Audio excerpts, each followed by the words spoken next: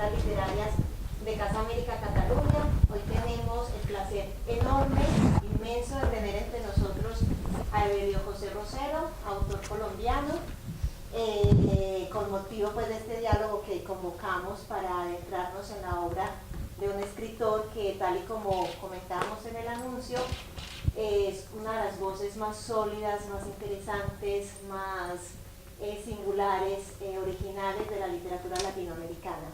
Para la casa pues es un placer. Nosotros tuvimos la oportunidad en el año 2009, si mal no recuerdo, Evelio, de tenerte también, de traerte en aquella oportunidad con motivo de una jornada sobre literatura infantil y juvenil, porque para quienes no lo sepan, pues Evelio José Rosero, además de unas cuantas novelas hermosísimas, sorprendentes para público adulto, también es autor de novelas para chicos, novela juvenil, y por eso comentamos que en el año 2009 hacíamos esta jornada, lo invitamos y estuvo acá rodeado de adolescentes y hablando pues sobre sus libros.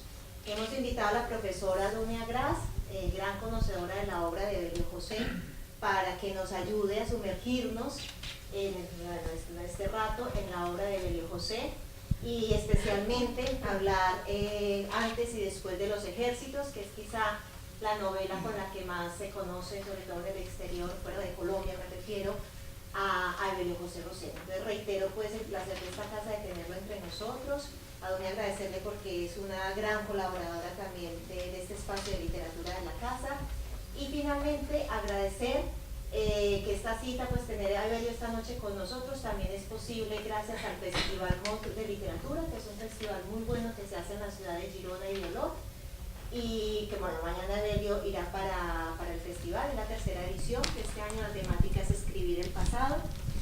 Y también agradecer muchísimo, como siempre, a la editorial Tusquets, que es la casa que publica en España a Evelio José. Gracias a ellos también, y a Bibliotecas de Barcelona, pues pudimos organizar esta sesión y que Evelio viniese desde Colombia a acompañarnos. Algunos les he entregado, los que no a la salida, o la programación de las próximas actividades de literatura. La próxima vez tenemos por acá Bolivia y Brasil, y bueno, y ahí nos vamos recorriendo todo el continente, que es tan rico literariamente y también a otros niveles. Muchas gracias.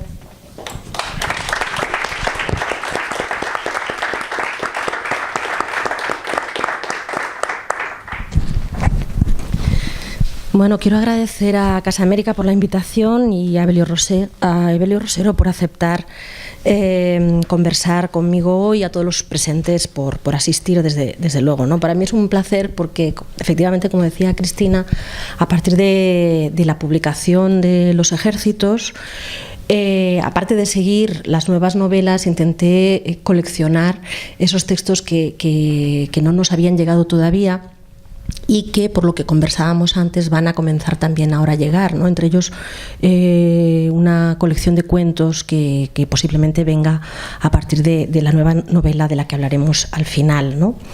Efectivamente, yo creo que hay un antes y un después de Los Ejércitos, al menos en la recepción fuera de Colombia. Los Ejércitos, aparte del premio de novela Tusquets, va a llevar consigo nuevas traducciones y nuevos públicos, y también nuevos premios en el exterior. Y por lo tanto yo creo que muchos de los que estamos aquí presentes pues hemos vivido pues ese primer contacto con su obra a partir de Los Ejércitos. Sin embargo, es una obra extensa, una obra que se remonta a décadas atrás. De hecho, en esa primera búsqueda recuerdo haber encontrado un ejemplar, bueno, me traía aquí algunos, los llevaba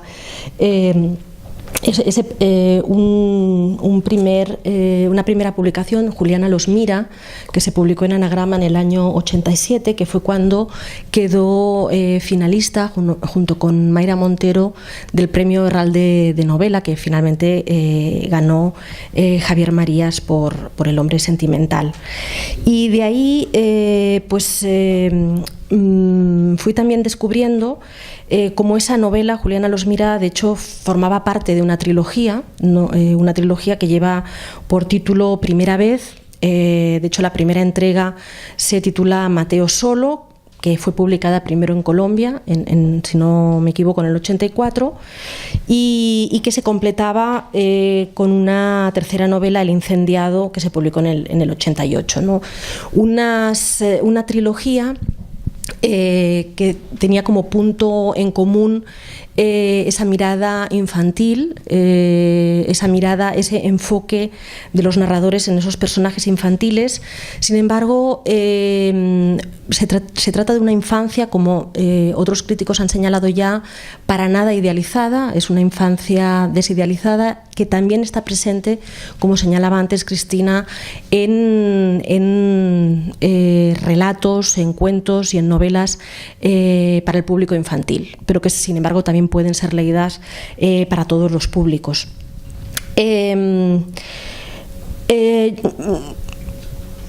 En lugar de hacer un recuento de toda la obra, creo que estaría bien ir descubriendo desde esos inicios ese proceso narrativo y esa evolución. Por eso la primera pregunta que había pensado es ¿cómo comienza ese proyecto narrativo suyo que va a derivar finalmente en una trilogía como la que he comentado ahora? Gracias, Dunia. Gracias a todos ustedes por su presencia, por su compañía. Estoy de verdad muy contento de encontrarme nuevamente en Barcelona. Gracias a la Casa América y a este Festival MOT que hicieron lo posible porque mi presencia se encuentre rodeada como ahora de los lectores, de quienes me conocen y de quienes no me han leído. Yo viví hace varios años en Barcelona, del 84 al 87. Publiqué una novela corta en Bogotá en el 84, Mateo Solo, mi primera novela, y viajé a Barcelona. Me fui a vivir a la Barceloneta y allí comencé la segunda novela de esa trilogía, Primera vez, a la que se refería Dunia. Esa segunda novela, Juliana los mira, sí me parece más consolidada, es realmente una novela. Mateo Solo puede ser interpretado como un relato. Y lo que une a las tres novelas, la última se titula El incendiado, es la infancia y la adolescencia. Yo creo que una trilogía tiene que tener naturalmente un nexo interior fuerte para que sea una trilogía. No son novelas que se escriben así porque así, indistintamente, sino que una es consecuencia de la otra. La infancia y la juventud. Los personajes son niños, en Mateo, en Juliana los mira. Mateo es un niño encerrado en su casa, no puede salir porque su tía se lo impide y ve el mundo a través de la ventana. Juliana es el amor de una niña de 10 años con su amiga también de 10 años, Juliana y Camila. Yo viví primero en París un año y vi a estos personajes en el metro, en Barbès, donde yo vivía. De allí se me ocurrió esa novela que terminé en Barcelona, que terminó la novela finalista en ese concurso Herralde de novela, y después El incendiado. Soy autor de 12 novelas. La última se titula Toño Ciruelo, es mi nueva novela. Se acaba de imprimir en Colombia hace 2 semanas. Creo que a mediados de este año Tusquets la va a lanzar, a promover aquí en Barcelona. No hace muchas semanas recibí por correo virtual un artículo de un estudioso colombiano que empezaba diciendo que yo soy un escritor muy prolífico. Evelio Rosero es escritor prolífico, ha publicado más de 60 novelas. Imagínense ustedes, por eso hago hincapié en que esta es mi 12ª novela que estoy escribiendo hace 39 años. Mi primer cuento lo publiqué en las lecturas dominicales de El Tiempo, un periódico bogotano, cuando tenía 20 años, y Mateo Solo, como ya expliqué, en el 84. Fue la primera indagación, no solamente del tema de la infancia y la adolescencia, sino, diría yo, también estilística. Me estaba encontrando, descubriendo, experimenté mucho con estas novelas y creo que ya es algo posterior a las muertes de fiesta, los almuerzos, donde ya empieza a asomar, me parece, mi estilo, mi trabajo. y posteriormente con los ejércitos, La carroza de Bolívar y esta novela, la más reciente, Toño Ciruelo. Creo yo que sí me puedo considerar dueño de mi propio estilo. Soy un estilista, sufro mucho escribiendo, pero también por supuesto gozo con la literatura, pero me preocupa mucho el acento, el sonido de las palabras, y ese soy yo, así en términos escuetos, vamos. Gracias, Evelio. Una de las preguntas que tenía precisamente es cómo fueron esos años en Europa, en París, en Barcelona, porque, bueno, me imagino que llegaría con esa ilusión de tantos jóvenes también hasta el día de hoy, ¿no?, buscando esos contactos con editoriales, buscando convertirse en escritores, ¿no?, esas ciudades míticas que consagran autores, París, Barcelona. ¿Cómo fueron esos años en ambas ciudades, el año en París y los 3 años en Barcelona? Bueno, fueron años difíciles, pero igual era uno joven y eso le permitía enfrentar todas las situaciones. Yo ahora no lo repetiría, por supuesto, pero gracias a esos años me parece, no solamente en mi vida como persona, sino también como escritor, creo que se definieron muchas cosas, fueron muy importantes los años vividos en París y en Barcelona, pero también para darme cuenta que no era necesario estar en otro país para escribir. Yo, como todos los escritores de mi generación en esa época, yo tenía 26 años, pensaba que para lograr ser un escritor de verdad había que seguir los pasos, las huellas de esos grandes escritores latinoamericanos como García Márquez, Vargas Llosa, que habían vivido en París, en Barcelona, en fin, que habían salido de su país. De eso pues no me arrepentí, pero me di cuenta que no era tan importante y que uno escribe lo que tenga que escribir en donde esté, y sobre todo si está entre los suyos, en su propia casa, en su país, afrontando a su país como se debe, cara a cara. Me acuerdo mucho de ese tiempo, con mucha nostalgia. Esta mañana estuve en la Barceloneta, donde yo viví hace tantos años. Ha cambiado mucho, como comentábamos ahora con los amigos. Yo viví pues antes de las Olimpiadas y esta diferencia, todos esos cambios son bastante radicales, que lo dejan a uno frío de corazón y de espíritu, pero también así, está muy bonito todo, con muchos turistas, y eso también alegra.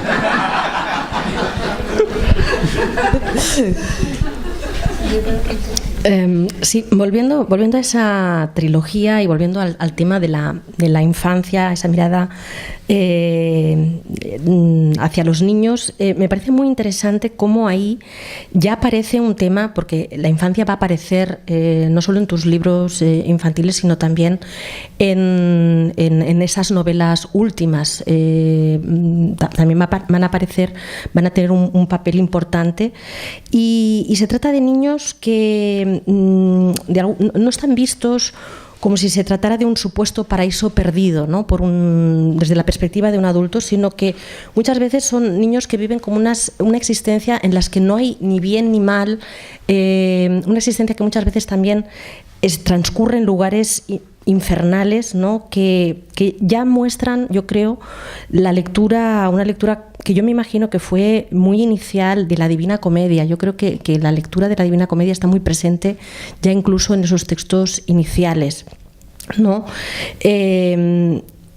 Creo que eso se continúa también, como decía, incluso de forma más marcada hasta hace unas semanas, la última novela, Plegaria por un Papa envenenado, ¿no? Ese espacio infernal, pero que también forma parte de la manera o de los espacios que construye. Leyendo un ensayo que había escrito sobre el arte de escribir para niños, me llamó mucho la atención que planteaba precisamente que la escritura para niños le había llevado a una literatura transparente, ¿no? Es decir, a una literatura transparente con el lenguaje y el espíritu, para quitarse amarras, para volar y para construir también lo que va a llevar a cabo en las novelas para adultos. ¿Cómo es esa conexión entre las novelas, digamos, para adultos y las infantiles? Bueno, es una pregunta muy interesante, Dunia, que me hace reflexionar sobre el trabajo para niños. Empezando porque yo hace alrededor de 20 años que no escribo un cuento para niños, que ya lo he repetido, he perdido esa alegría. No sé si se ha impuesto la realidad de mi país y los temas que empecé a afrontar en mis diferentes novelas, pero no pude volver a escribir para niños. Por supuesto, si yo me siento en una mesa y puedo escribir un cuento para niños, pero no sería honesto conmigo. El público infantil siempre me causó a mí mucha curiosidad. Encontré las respuestas más importantes en los lectores niños de 9, de 10 años. Y una cosa son los cuentos para niños y novelas, también novela corta para niños que escribí hace muchos años, a los protagonistas niños en mis novelas para adultos. Es algo curioso en lo que caigo ahora en cuenta hablando con Dunia, que tengo personajes niños que son decisivos en mis novelas, en El Lejero, creo que en Los Ejércitos también hay niños y están padeciendo esa realidad, ese entorno que padecen los otros personajes, los adultos o los viejos, en fin. Nunca los he podido quitar de mi cabeza, pero es muy distinto escribir un cuento para niños.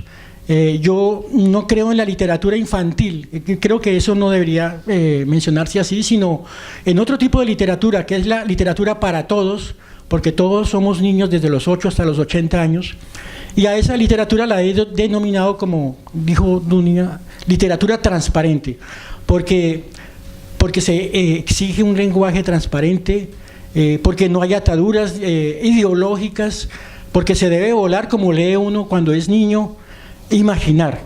A eso me refiero con lo de la literatura transparente. Pero el niño como tal y también como destinatario de mi trabajo siempre ha sido presente, ha estado presente en mis obras. No, sigue. No, respecto al tema de la literatura transparente, yo creo que no implica para nada simplicidad, sino en muchas ocasiones es todo lo contrario. Por supuesto. Porque novelas como Señor que no conoce la luna es de una gran complejidad en cuanto a lo o en El Lejero también, Los Ejércitos, ¿no? Son novelas donde aparecen esas construcciones, digamos, que muchas veces se emparentan con lo fantástico y con una gran transparencia a nivel de estilo, pero que se resisten muchas veces a interpretaciones, ¿no? Quizás de estas tres, lógicamente la de Los Ejércitos se pueda llevar a cabo una interpretación más clara, pero tanto Señor que no conoce la luna como en El Lejero son realmente novelas de una gran complejidad interpretativa, a pesar de que muestran esa sencillez o esa transparencia en el estilo. Bueno, la transparencia decía sobre todo en la literatura para niños,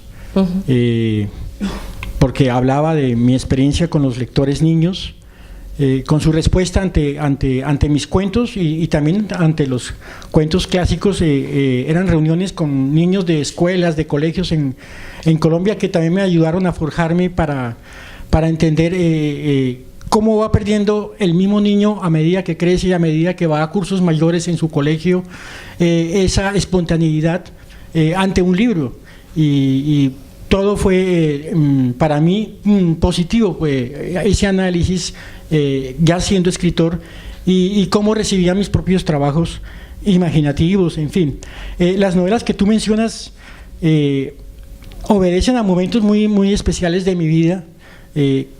Cada novela tiene que ver directamente con mi vida personal, por supuesto, y eso es naturalmente, les debe parecer muy obvio, pero en el caso de Señor que no conoce la luna, es una novela que escribí tan pronto llegué de España a Colombia. A la semana de estar en Bogotá me fui a vivir a una vereda cerca de Bogotá, pero en una casa de campo rodeado de vacas por todas partes, y cambió mi vida por completo. Cambié de mujer, que es como cambiar de religión, y todo eso significó El Señor que no conoce la luna. Entonces tendría que hablar de muchas anécdotas propias, íntimas, personales, para definir por qué estas novelas ocurren o son así. Entonces en el caso de En El Lejero también son momentos extraordinarios, son sueños, son sobre todo las dos novelas plenamente oníricas, incluso pesadillas, me diría que a veces son más pesadillas que sueños, y que he exorcizado mediante la literatura, mediante el trabajo de escritura. También quería preguntar, porque si no me equivoco, es posible que me equivoque, solo ha publicado un libro de poemas, Las lunas de Chía. Sin embargo, realmente, claro, no hay fronteras de género muchas veces en su literatura, porque muchas de ellas son desde luego poéticas, ¿no? Tienen ese ritmo interno. Muchas incluso también tienen un componente dramático, por ejemplo, en el caso, yo creo, de Plegaria por un papa envenenado, no hay como esa presencia de un coro griego, no esas voces múltiples, ¿no? Que quizás podría hacer que esa obra fuera representada. Pero quería preguntarle sobre todo por el tema de la poesía, si lee habitualmente y escribe poesía. Leo poesía permanentemente. Compré un libro de Fray Luis de León ahora en una de esas bibliotecas de librerías de viejo que hay en Barcelona, un libro muy lindo, y lo estoy releyendo. A descansada vida, en fin. Lo que sí me asombra es que mis amigos novelistas, estuve en una conferencia en Guadalajara con Tomás González, había un escritor mexicano, éramos como 5 narradores y alguien de entre el público preguntó que si leíamos poesía. Y yo respondí el último, como les acabo de decir a ustedes, que sí leo poesía, pero me asombró que mis colegas reconocieron con mucha sinceridad que ellos no leen poesía. Eso me pareció extraordinario. Yo siempre he dicho que envidio al poeta y siempre me admiro de su capacidad de resumir en unos cuantos versos lo que a veces uno como novelista trata de decir en 200 páginas. Bueno, estoy hablando de los buenos poetas, por supuesto, porque en la novela Toño Ciruelo dice que los poetas en Colombia se pueden contar con los dedos de la mitad de una mano, con la mitad de los dedos de una mano, perdón. Y hay un poeta que se burla, hay un capítulo donde se refiere a la poesía nacional, la de mi país, y a los poetas y su manera de ser y de entender la vida, en fin. Entonces, escribo poesía, pero ya para mí, y a veces, ya les hablo de mi trabajo literario, si alguno de mis poemas me gusta, lo último que voy a hacer es publicarlo, pero sí trato de enhebrarlo en algún momento de mi novela. Entonces, si estoy escribiendo un capítulo sobre carreras de caballos, en fin, lo que sea, y escribo un poema sobre ese tema y veo cómo hago que esa poesía pueda introducirse en mi narrativa, en mi prosa. Eso a mí me gusta hacerlo.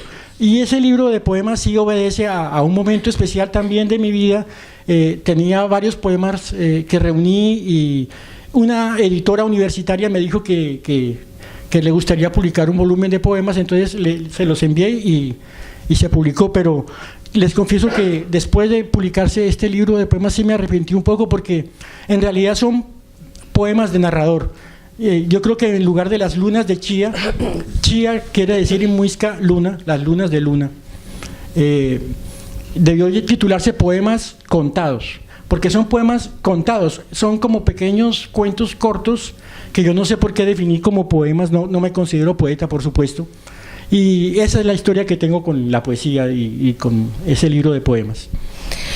Y ensayo, ha escrito, porque, por ejemplo, ¿no? Esos pequeños ensayos sobre el arte de escribir para niños, o también tiene alguno más para sobre la escritura en general. No sé si se han publicado en forma de libro, se han recogido o no. No los he publicado en forma de libro. Sí, en alguna época escribí ensayo. Publiqué un ensayo titulado La creación literaria, que se publicó en el boletín del Banco de la República en Colombia, y obedeció a que estaba completamente bloqueado, no podía avanzar. Es la única vez que me ha ocurrido. Eso fue en la época del Señor que no conoce la luna. Y escribí un ensayo sobre mi crisis del momento, donde yo pensaba que me estaba repitiendo que todas mis obras se estaban volviendo sobre lo mismo, cuando en realidad, y a esa edad lo debí descubrir, yo tenía unos 29, 30 años, era que sencillamente todos los escritores escriben sobre lo mismo, porque los fantasmas siguen siendo idénticos desde que se nace hasta que se muere. Entonces, en ese momento consideré eso, que yo me estaba repitiendo. Ahora descreo de ese ensayo, pero sí fue una reflexión sobre el trabajo literario, o mi trabajo literario, del que yo en ese momento estaba descreyendo. Y lo milagroso fue que cuando terminé de escribir ese ensayo, puse el punto final, desapareció la crisis, desapareció ese bloqueo y me puse a escribir. Seguí escribiendo.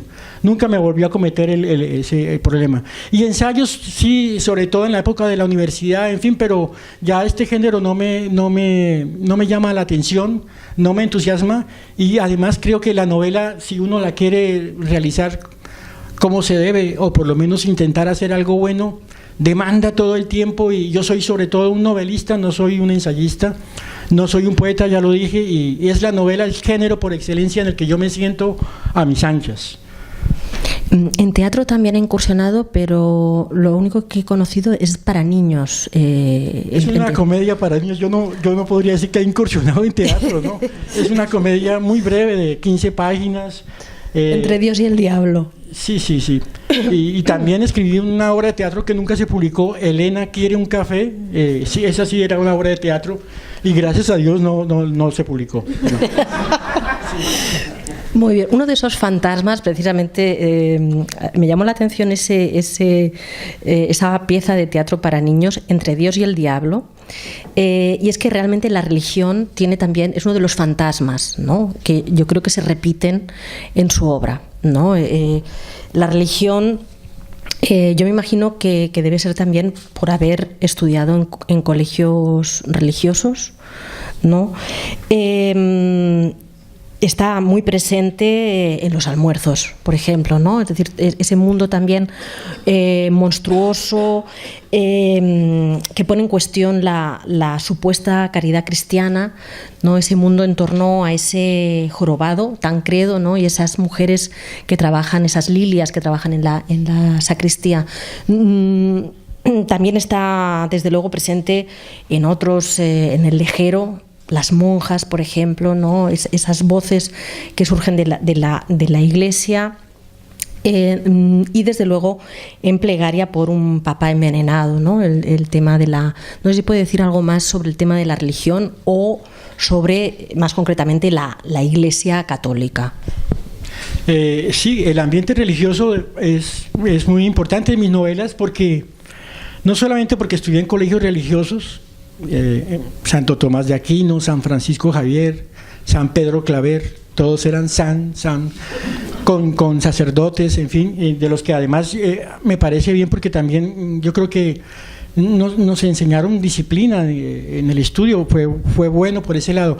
Más bien el ambiente religioso es el de mi familia, el de mi cultura nariñense. Mis padres son de Nariño, al sur de Colombia, en límites con el Ecuador. Mi mamá, mis tías iban a misa desde muy temprano. A veces las veía en un cuarto dedicado a un santo, con las velas encendidas, y ellas rezando o pidiendo, invocando milagros, en fin. Mis tías eran sobre todo muy católicas, muy creyentes, y ver esto desde niño, oler los cirios, los saumerios, místicos siempre, todo era místico. A mí me tuvo que marcar, aparte del colegio, en fin. Entonces sí, es una presencia que no es consciente en mi obra, es algo que aflora, sobre todo en los almuerzos con las tres lilias, estas tres ancianas que viven en una parroquia, que son las que preparan los almuerzos para tantos ancianos y mendigos y gamines que llegan cada día a almorzar a la parroquia. Esos son los temas predominantes en mi obra, y obedecen a esas experiencias desde niño que me marcaron. Leyendo precisamente los almuerzos, me hacía pensar, posiblemente de forma arbitraria o equivocada, me hacía pensar todo ese mundo también monstruoso, me recordaba ese mundo de José Donoso. Ese mundo del escritor José Donoso, ese mundo de monstruos, encerrados, ¿no?, en ese espacio, y que de repente en un momento dado pues lleva como una catarsis, ¿no?, como ocurre también en el caso de los almuerzos. No sé si qué lecturas, aparte de los clásicos que están muy presentes, ¿no?, decía antes la Divina Comedia, lo han podido marcar más en su literatura. Bueno, son varios, por supuesto, los autores, los antecedentes literarios que yo pueda tener como cualquier escritor, pero no mencionaría a José Donoso, no me atrajo mucho. De los latinoamericanos, por ejemplo, Juan Rulfo, Gabriel García Márquez, que fue el ejemplo para todos los escritores de mi generación, no solamente por su literatura, sino por su vida, todo lo que significó para nosotros. 100 años de soledad, por ejemplo, fue definitivo. Pero en la literatura universal sí leí y releí, y de vez en cuando abro un libro por la mitad como si se tratara de la Biblia. Los escritores soviéticos del siglo XIX, los rusos del XIX, para mí han sido, creo yo, los que me formaron. No sé si también por allí tenga que ver la religión.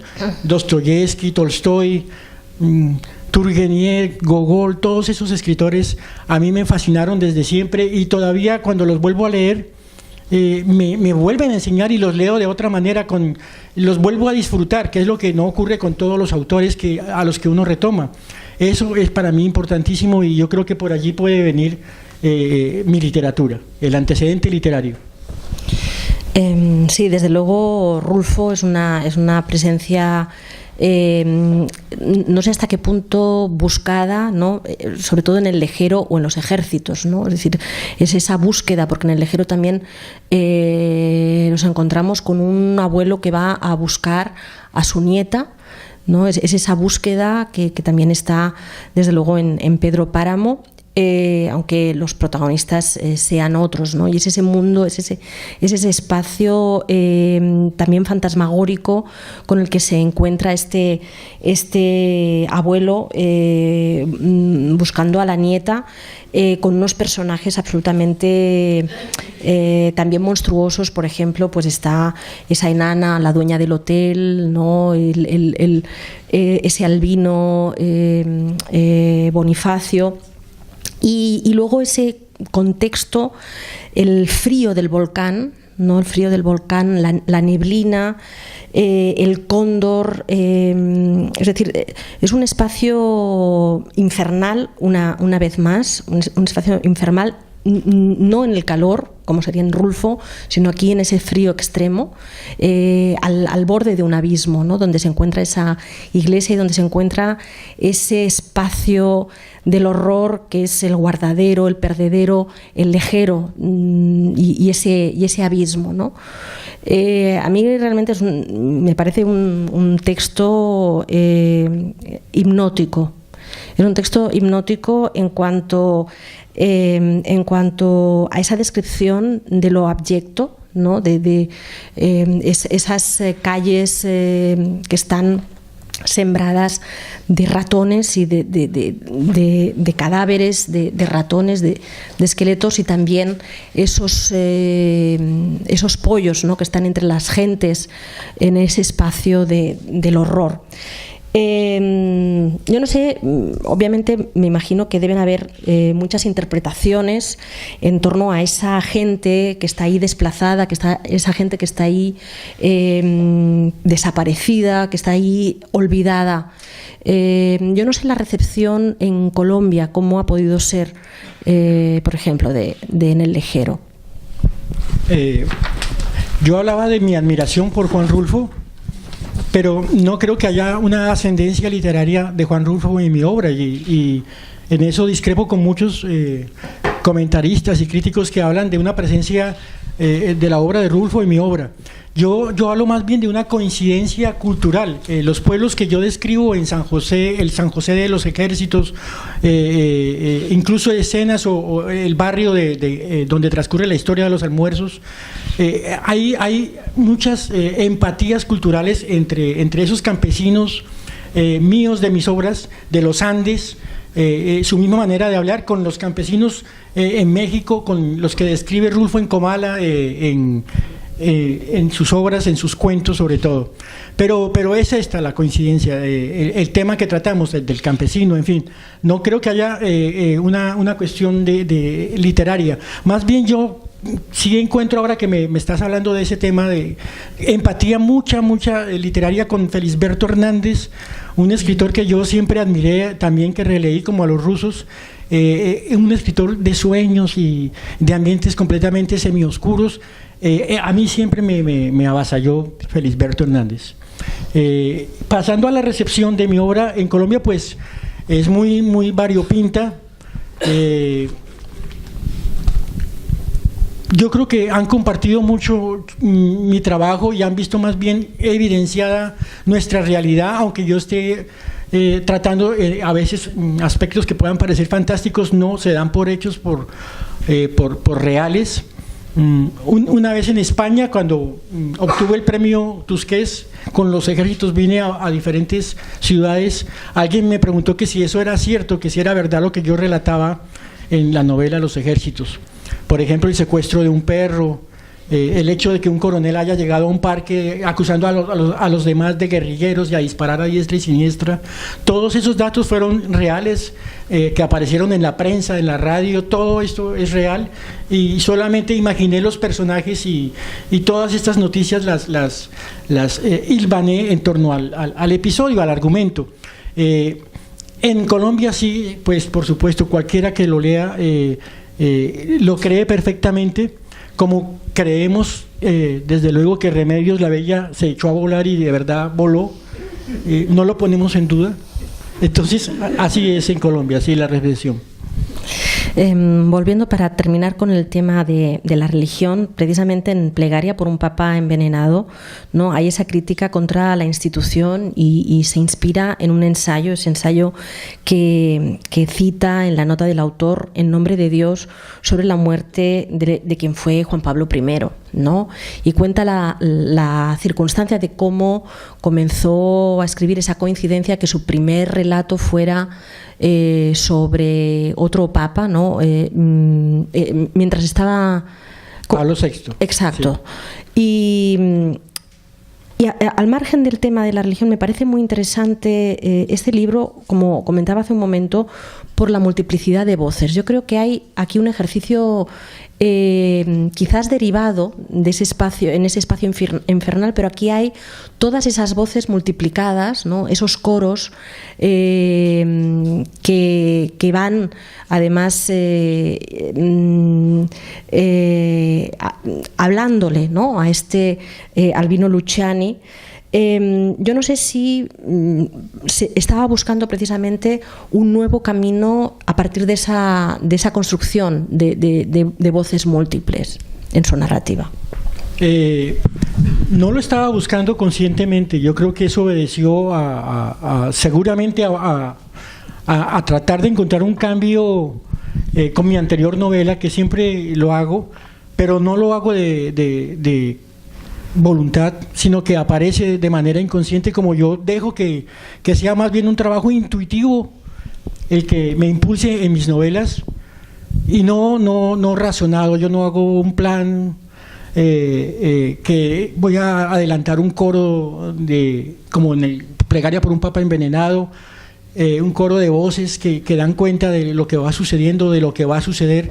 Todo esto es intempestivo y aflora así, y eso es lo bueno, lo mágico, lo lindo de escribir, lo que a uno lo hace seguir escribiendo, que no obedezco nunca a algo determinado de antemano, a un plan, como dije, sino que yo mismo voy viviendo, padeciendo y gozando esos cambios, esas posibilidades que se presentan.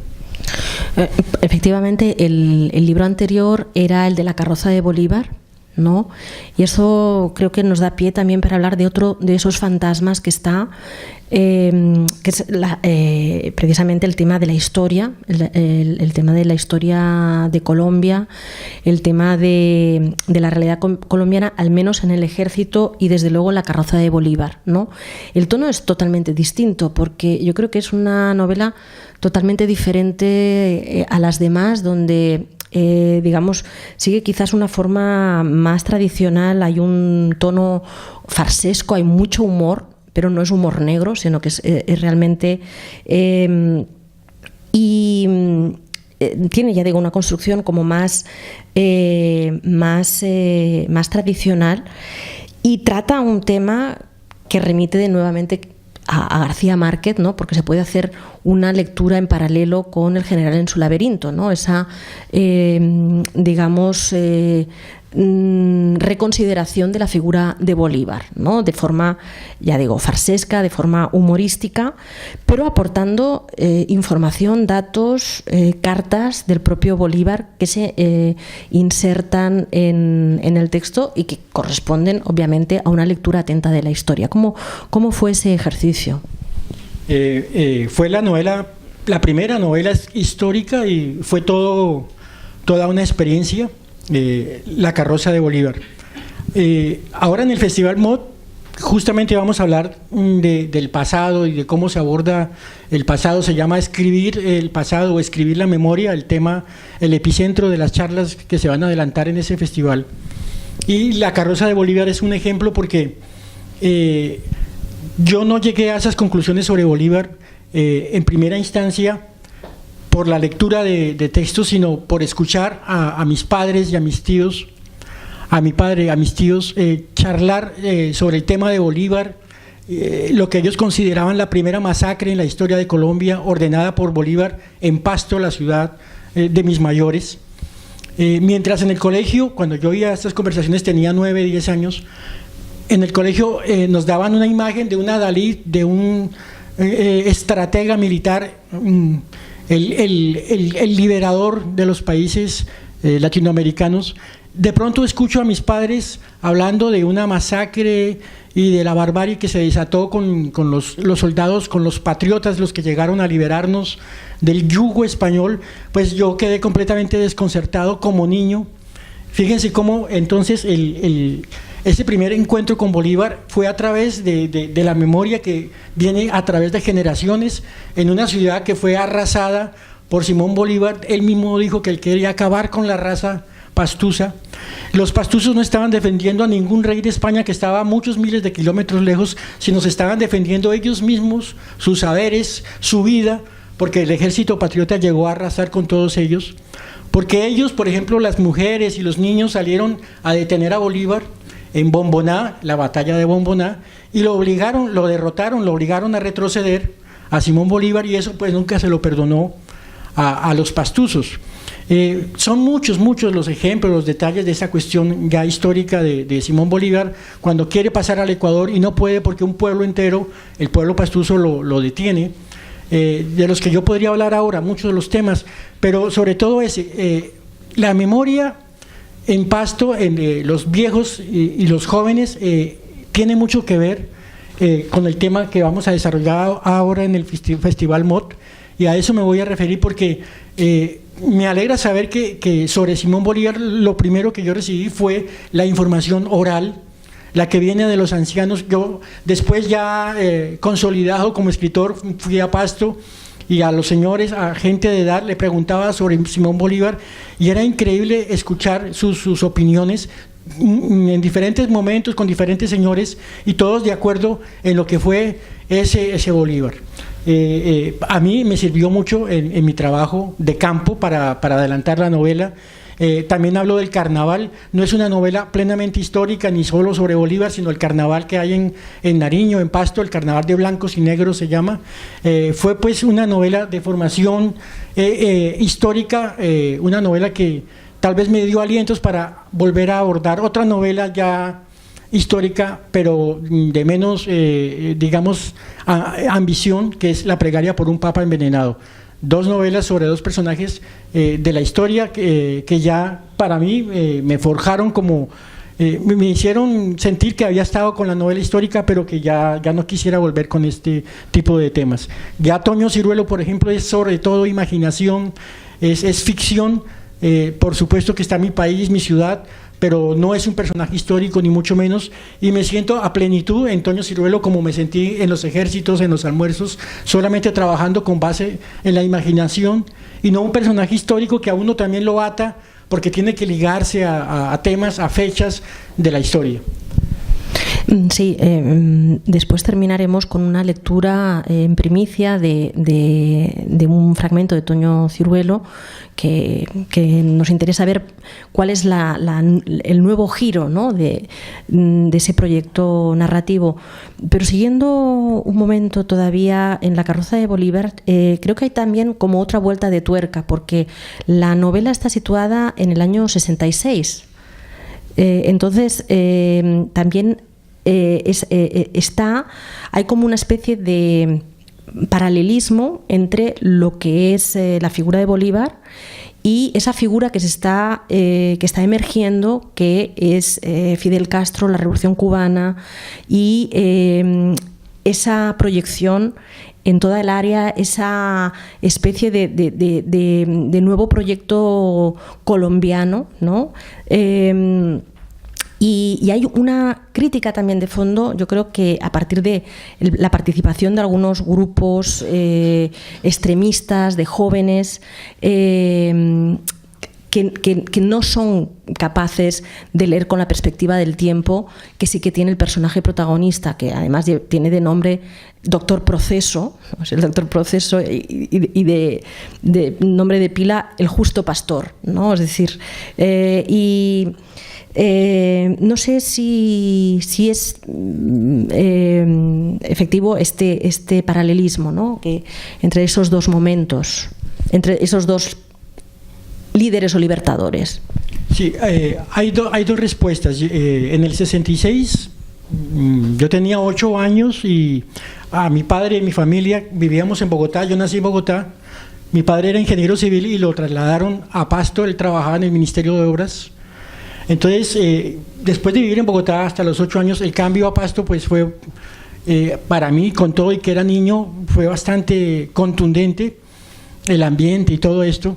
Por eso la novela está ubicada en el 66, porque hablo de los carnavales que viví como niño, 4 años que vivimos en Pasto, la infancia, ese estadio de la vida de un hombre tan importante, los viví en Pasto, y esos carnavales también como niño. Y segundo, que en esa época, en el 66, un poco antes, comenzaron a formarse los grupos, la guerrilla en Colombia. El triunfo de la Revolución Cubana fue definitivo, fue el decisivo impulso para que los jóvenes en Latinoamérica decidieran que podían hacer su revolución en su propio país y triunfar como triunfaron Fidel Castro y Che Guevara. Ya ustedes han visto 50 o más de 50 años duró las FARC en Colombia tratando de tomarse el poder y no lo lograron. Tampoco el gobierno logró en más de 50 años derrotar a las FARC. Conclusión y resultado, una guerra fratricida donde el pueblo colombiano resultó el peor perdedor.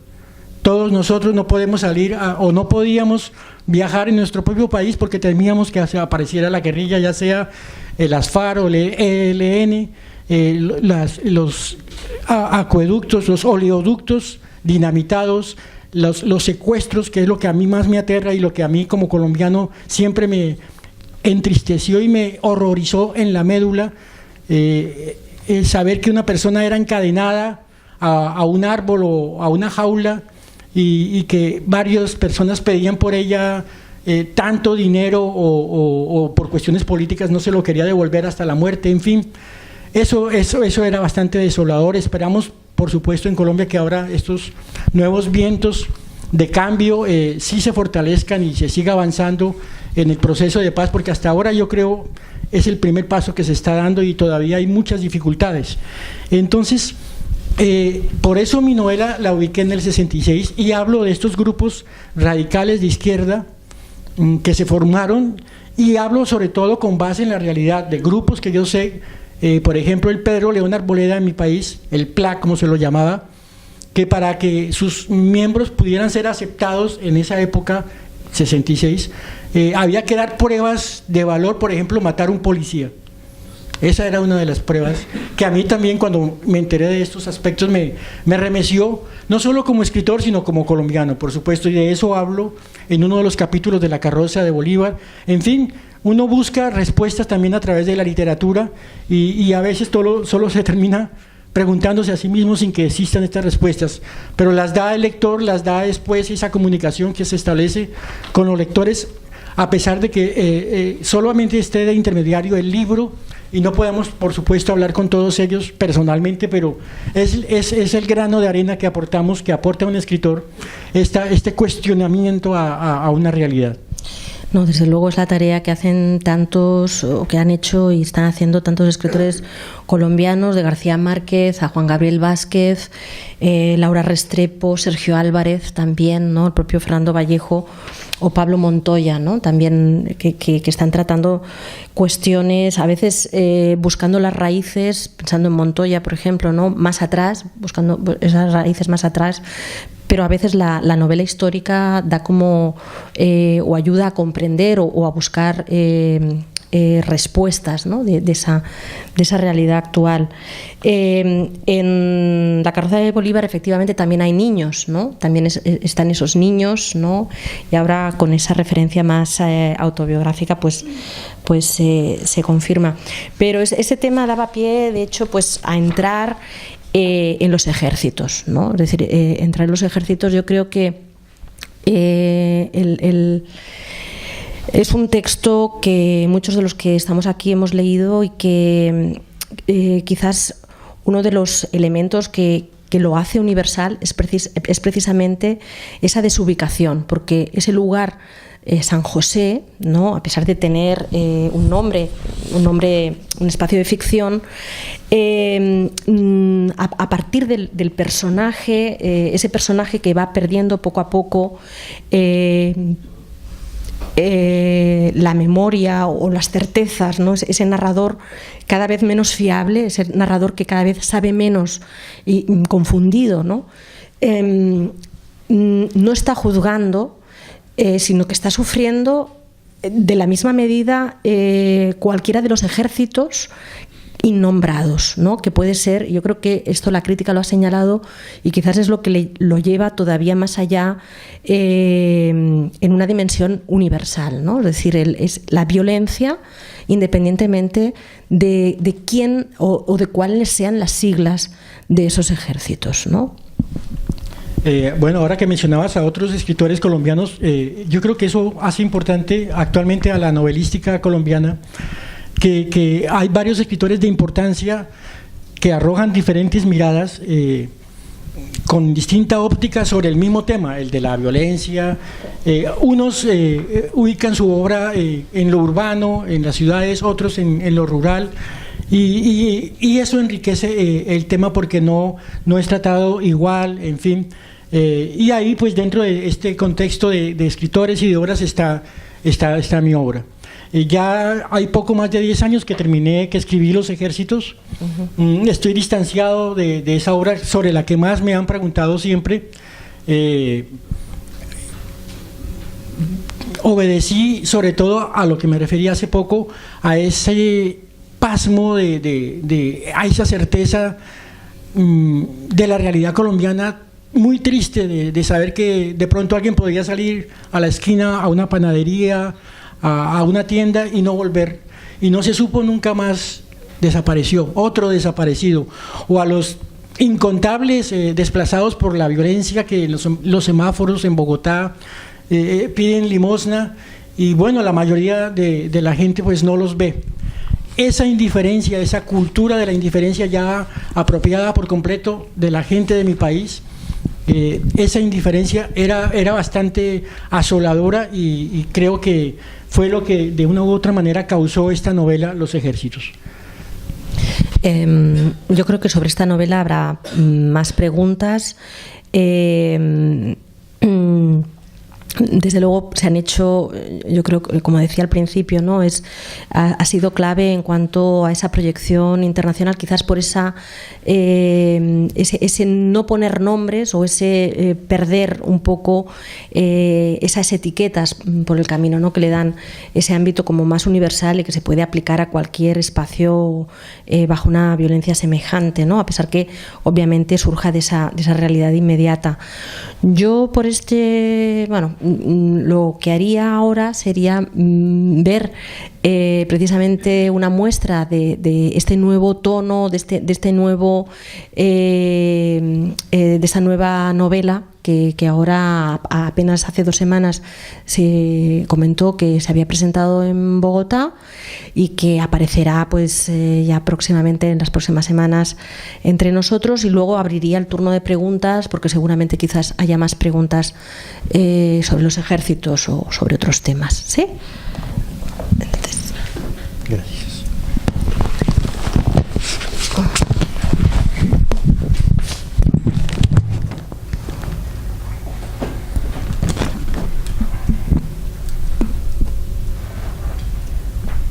Bueno, voy a leer el capítulo inicial de la novela, Toño Ciruelo.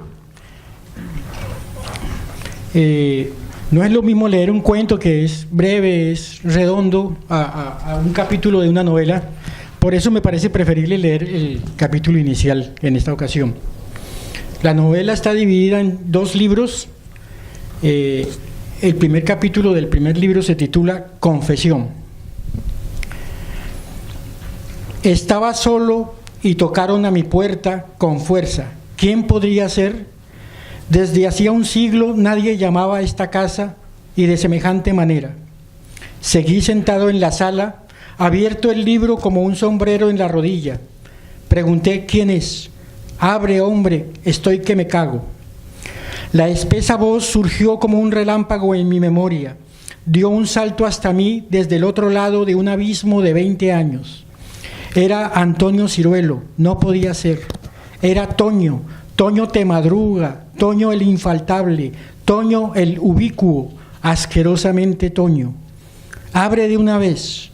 Abrí y Toño Ciruelo cruzó ante mí como un incendio. Llevaba al hombro una mochila arhuaca que arrojó a un rincón. Lo oí gritar: ¿el baño? Señalé con los ojos. Toño se encerró.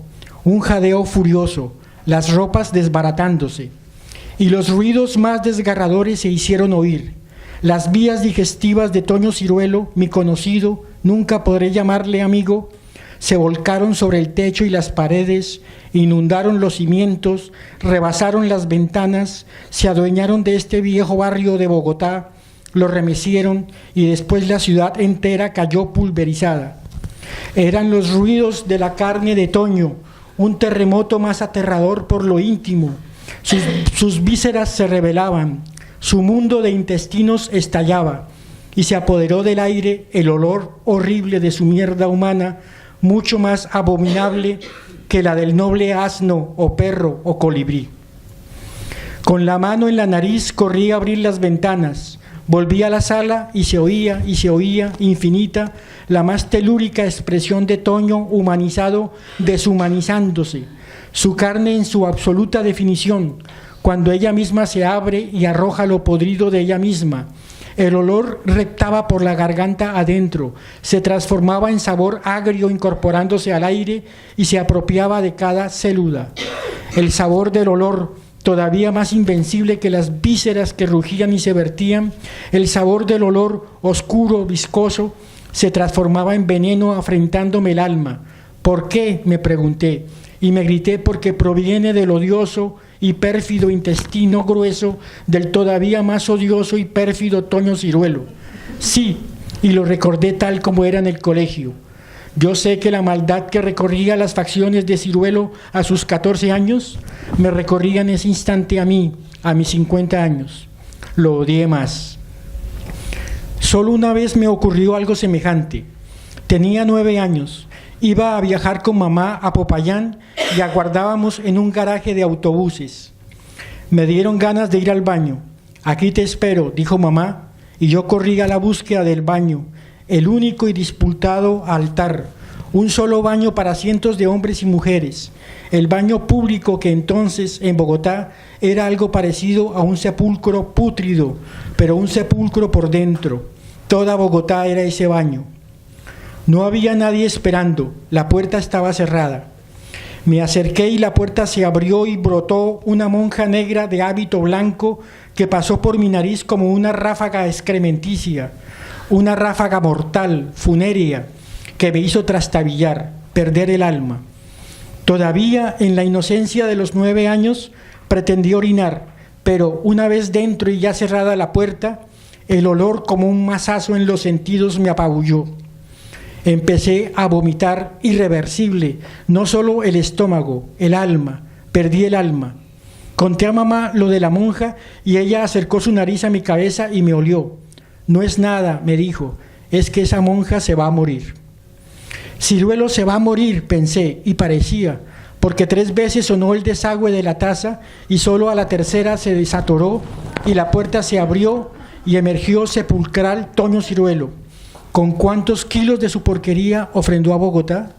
Emergió más alto que el techo, verdoso, sudando, un extraterrestre recién llegado del abismo del tiempo.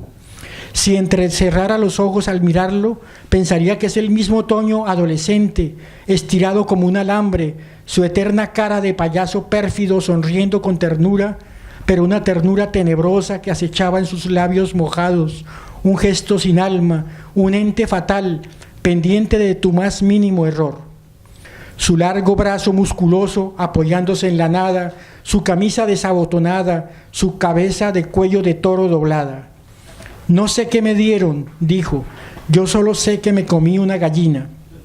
Y se pasó la mano por la cabeza. Vi que no tenía un dedo, el índice de su mano derecha. Y se puso a llorar en silencio, a llorar él. Después, extendido en el sofá, no es posible escribir cuán largo era porque era todavía más largo. Su vasto pecho de marinero subía y bajaba precipitado. El vello de macho cabrío afloraba por su camisa abierta. Sobresalía en la blancura enfermiza de su piel, en las puntudas orejas. Era un erizo, el ruin que siempre conocí, un rictus de ángel, pero la oscura perfidia se imponía al final. Era el mal. Un remoto brillo asomó a sus ojos cuando dijo: es mentira, nunca me comí una gallina, simplemente me quise envenenar a tu salud. Se relamió los labios. Ah, su lengua de rumiante, sus colmillos amarillos, su sangre inyectándole los ojos. Empecé a comer, dijo delirante, a comer más. Vomité peor que Nerón, me comí una vaca y una cerda y media perdiz y estoy aquí. Vine a morir aquí en tu casa, envenenado, y que nuestra sabia policía te declare envenenador. Aquí entornó los ojos como si implorara. ¿O estaba borracho perdido? Borracho jamás lo vi. Pero vine sobre todo porque antes de morir quiero confesar, igual que los cobardes cuando van a morir, cuando buscan la paz en el umbral de la nada, cuando ya no es posible un castigo ni escuchar recriminaciones. Así hablaba Toño Ciruelo, un principalísimo actor, el que pronuncia el último parlamento del último acto, o había resuelto al fin decir la verdad a sus 50 años. ¿Y cuál verdad? Guardó silencio para que una mueca de dolor trepara por sus labios hasta sus ojos.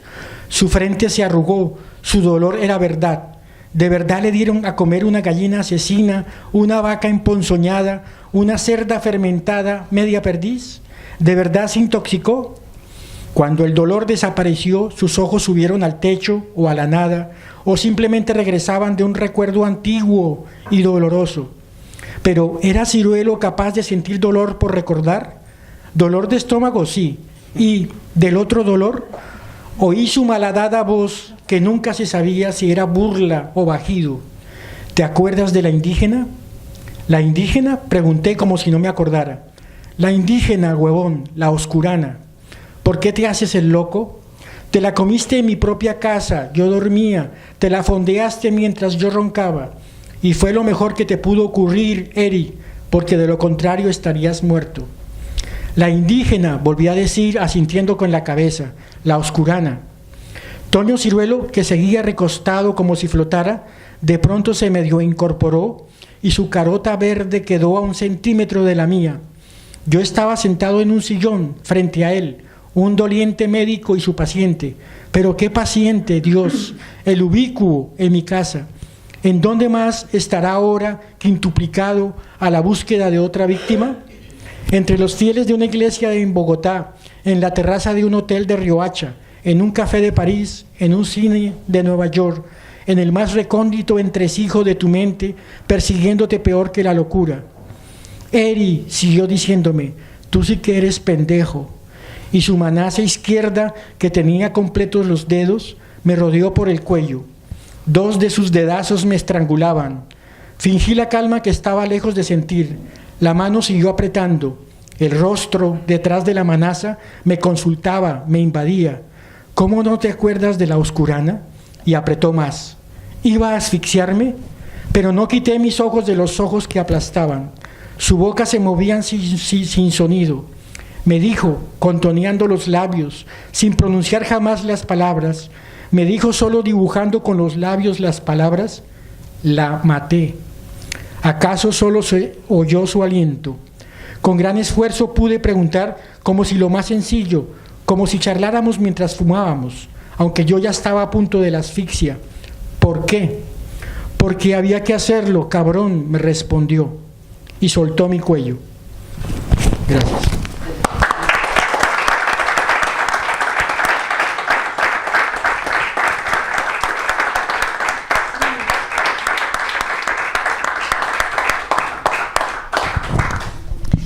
Muchas gracias, Evelio. Antes de pasar el micrófono, por si alguien quiere el turno de palabras, ¿cómo surgió la idea del Toño Ciruelo? Son muchos los antecedentes de una novela. Un personaje es conclusión de varios de la vida real que lo ocasionan. Está mi adolescencia en el colegio Santo Tomás de Aquino. De hecho, hay una novela que puede ser antecedente de Toño Ciruelo, El Incendiado, mi tercera novela sobre los adolescentes en los colegios religiosos. Y hay un cuento urbano, un cuento bogotano, que se llama Ahora está en el tejado.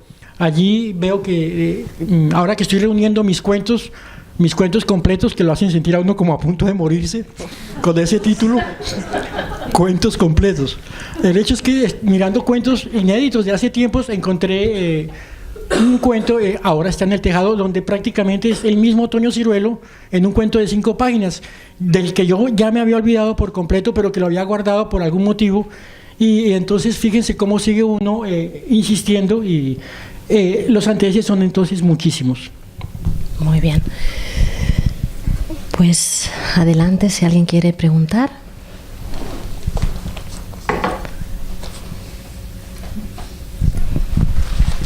Si se me escucha, quería hacer una pregunta, porque hay amigos, uno de ellos ya no está aquí con nosotros, un amigo muy querido tuyo y mío, y me contó una anécdota que me gustaría que tú la refrentaras si esta es verdad y sobre todo si conservas el libro. Hace ya muchos años, yo oí, lo leí por primera vez, oí decir a Álvaro Mutis que te había entregado, escritor colombiano, poeta y narrador, que te había enviado un libro dedicado, y la dedicatoria era un libro suyo, a Evelio Rosero, el próximo premio Nobel colombiano. ¿Conservas el libro? Sí, conservo el libro La nieve del almirante, de Álvaro Mutis, pero no decía exactamente eso, con sobradas razones para ir a Suecia y algo así, pero no creo que mencionara el premio Nobel. Sí, claro que lo conservo, fue un gesto muy, muy lindo de Álvaro Mutis.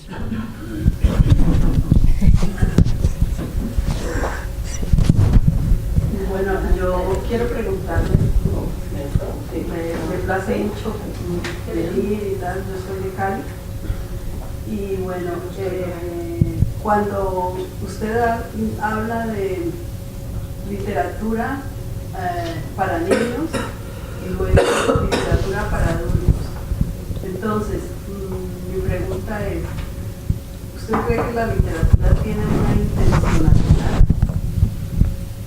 Ese largo debate sobre el arte por el arte y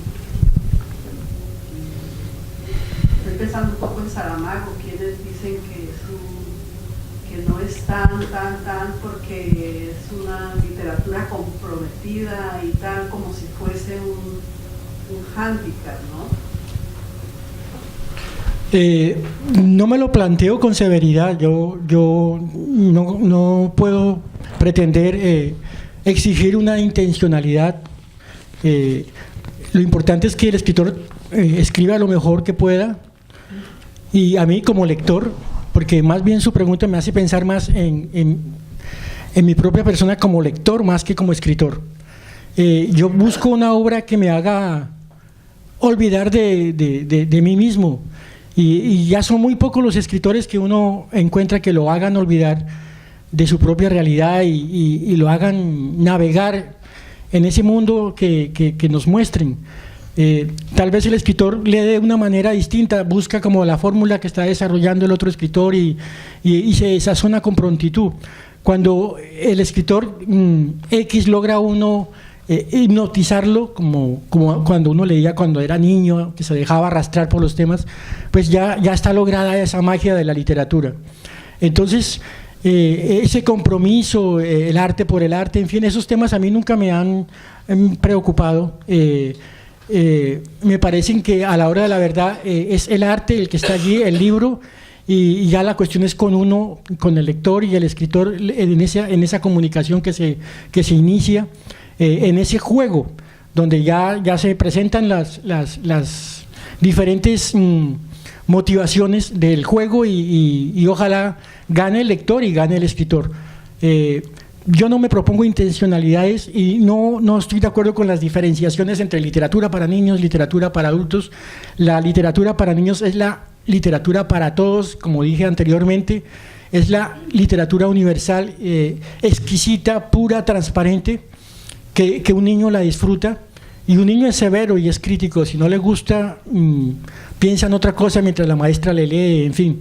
Eso es lo que yo pienso alrededor del tema. Sí, pero se sigue hablando de la división. Sí, no me preocupa que de todas maneras se establezcan esas divisiones. Cuando escribo, dije que había perdido la alegría, porque era la alegría lo que me entusiasmaba, lo que me ayudaba para escribir para un niño. Yo comencé escribiendo para mis sobrinos, con mucha alegría, porque ellos iban a la casa a visitar a su abuela, a mi mamá, y me gustaba encontrar sus reacciones que me dejaban a veces completamente sorprendido. Sus respuestas eran otras creaciones, ¿no? Eso fue lo que me impulsó a escribir para ellos, siempre pensando en mis sobrinos, que ahora ya son grandes y tienen hijos, en fin. Pero así fue como me inicié en la literatura para niños, y ahora yo creo que esa es la literatura ejemplar, porque es transparente, y quisiera volver a hacerlo algún día. Sí. Señor Rosero, primero quiero darle las gracias por haber llegado hasta Barcelona, y decirle con todo respeto que estoy muy orgullosa de que también sea un colombiano como lo soy yo. Con todo respeto, su libro sobre la carroza de Bolívar fue un regalo que me hizo ir hasta Colombia para recoger de parte de mi padre. Yo soy de un pueblo después de Barranquilla, un pueblo caribeño, pero vivo hace unos 20 años acá. Me imagino que toda esa cultura que usted y que yo mamamos cuando hemos crecido en este país tan hermoso en el que estamos, me imagino que hace parte de toda esa recreación con la que usted después escribe. Hoy por hoy, antes ha dicho usted que se sentía de pronto que ya no estaba como tan feliz o como tan abierto para escribir sobre niños.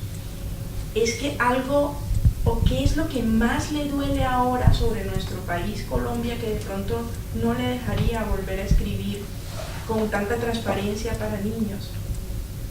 ¿Tiene algo que le duela profundamente de nuestro país? Si lo puede compartir, claro. Bueno, son varias las cosas, varios los motivos de dolor, como yo creo que los he mencionado, pero también hay estímulos en nuestro país.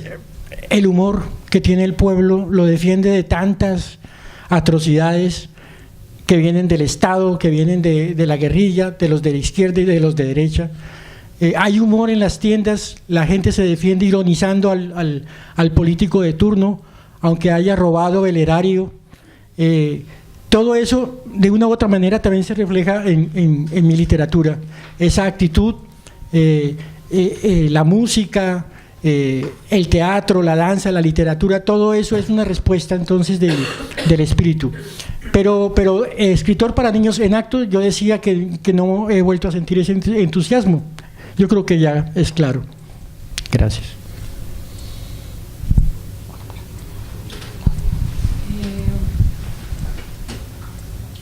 El dolor que la última persona comenzó a tratar, ¿será que necesitamos pasar por un lugar dolorido para poder escribir? Voy a explicarme. Soy francesa, que ha escogido estar aquí en los últimos 3 años porque no quería más tener un lugar donde me duele. Mis otros países me duelen. Y finalmente estoy sintiendo que es tiempo de partir de aquí porque ya estoy harta, porque no me duele.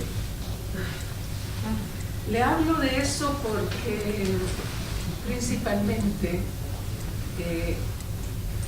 habló de su relativamente corta experiencia fuera de su país. Me pregunto si lo que nos ha dicho sobre París y Barcelona es un comentario de la persona que es hoy en día o es la persona que fue en aquel momento el joven, el porqué de dejar a Europa, las dificultades cotidianas, económicas, etcétera, o la necesidad de volver de verdad a su casa, o a lo mejor una cierta demistificación del exilio. ¿Será que el exilio es un tema que usted utiliza bastante en su obra?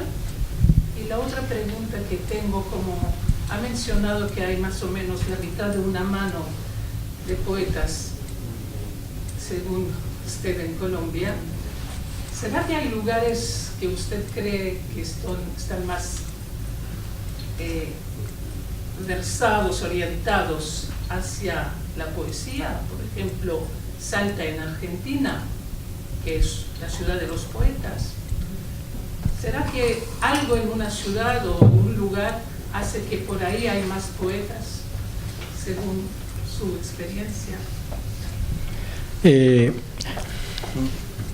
Respecto a la segunda pregunta, quiero aclararte que yo hablaba de un episodio en mi novela Toño Ciruelo, donde se habla de los poetas. El personaje Toño Ciruelo ha sido una especie de mecenas de grupos de poetas en Bogotá y tiene una serie de problemas con ellos, y de un momento a otro les dice que solo los poetas que hay de verdad poetas se pueden contar con la mitad de los dedos de una mano. No lo dice el autor, no me estoy excusando ni parapetándome detrás del personaje. Colombia es un país de poetas y hay grandes poetas. De hecho, dicen que cada colombiano es un poeta. Desde el presidente de la República cometió poesía, y hasta el último ciudadano colombiano es poeta. Y hay una cultura de la poesía en los colegios, en la escuela, en fin. Por eso esta ironía de Ciruelo respecto a la poesía y a los poetas en Colombia. La primera pregunta, yo decía que viví en París y en Barcelona y describí algunas experiencias con la mirada mía de esa época. Yo tocaba la flauta en el metro. Fue difícil la experiencia en París y luego en Barcelona, pero de todas maneras la agradezco y no la puedo integrar o definir como un sufrimiento, nunca. No, al contrario, fue vital, fue completamente vital y me enseñó mucho. El dolor lo volví a reencontrar en mi país.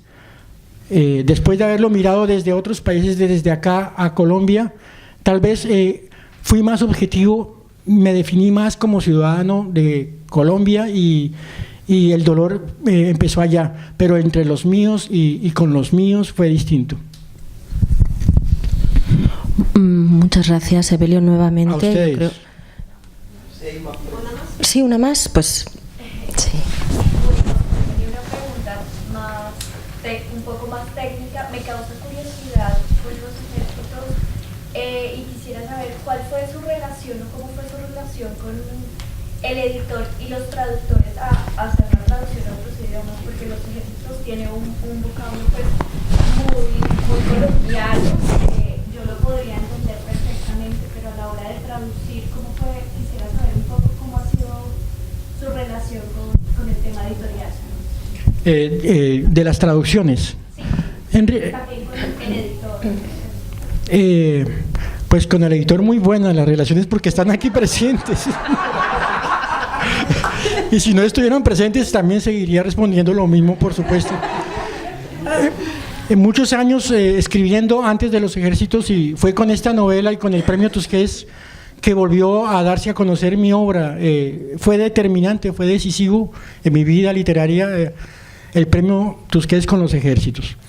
Y ahora respecto a la traducción, algunos de los traductores, no todos, me escriben preguntándome qué trato de decir exactamente en esta frase o qué quiere decir para usted exactamente este vocablo, esta palabra.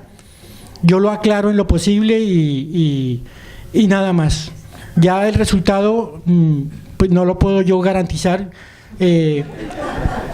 pero he tenido, creo, buenos traductores, porque por ejemplo Anna McLean, la que me tradujo al inglés, ganó conmigo, o ganamos los dos, el premio en Inglaterra.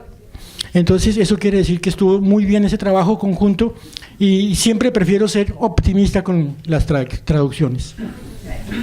Pero, perdona, yo quisiera, respecto de eso que acabas de decir, ¿crees que la literatura debe ser, digamos, este tipo como costumbrista que hay de cada región, le quita la literatura? No sé exactamente a qué... Yo, por ejemplo, he leído de amigos cuentos con el voz del Valle o de Argentina, y es como un lenguaje muy coloquial. Entonces, mi pregunta es, ¿esto, según su percepción, es mejor escribir que le llegue a una amplia población, que haya un castellano más estándar? Yo creo que uno debe escribir como uno quiere, y yo creo que se enriquece el idioma español, en el caso latinoamericano y de España. Si leemos a un argentino que diga vos vas al cine y sabemos qué trata de decir, igual que si leemos a un escritor español, lo peor que podría ocurrir sería que nos tradujéramos entre nosotros mismos, como ocurría hace 30 años, que a un escritor latinoamericano muchas veces lo traducían al español de España para editarlo. Creo que hay un ejemplo con la obra de García Márquez. Eso es nefasto. Entonces yo creo que si está bien hecha la obra, si el arte es sólido en una obra literaria, uno mismo va entendiendo, ya sea el argentino de Cortázar o sus barbarismos, como lo acusan a veces algunos académicos, en fin, y lo va al contrario disfrutando y se va enriqueciendo el español, y ese es el objetivo, que se universalice. No, la verdad es que tenemos la suerte que ha pasado el tiempo y los editores hoy día ya no cometen esos desmanes, ¿no? Es la verdad. Sí. Bueno, pues te agradecemos, Evelio, una vez más. Gracias. Gracias a todos.